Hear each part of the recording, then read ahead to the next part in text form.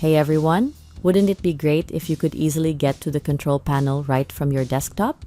Well, in this quick video, I'll show you two easy methods, such as creating a shortcut and from Windows settings to add direct shortcut access to the control panel on your Windows 11 desktop. Alright, let's get started.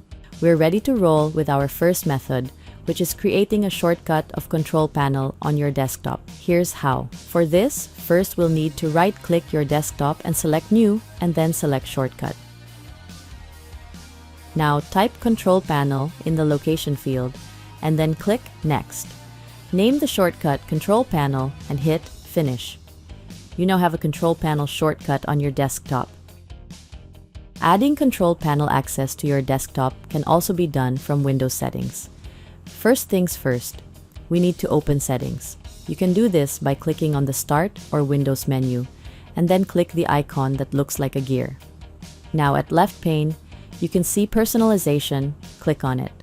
Click on Themes, scroll down and then click on Desktop Icon Settings option, a new window opens. Click to check on Control Panel option. Now click Apply to apply changes made. Click OK to confirm action and exit. You now have direct access of the control panel on your desktop.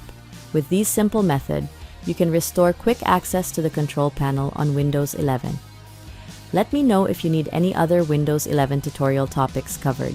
Thanks for watching.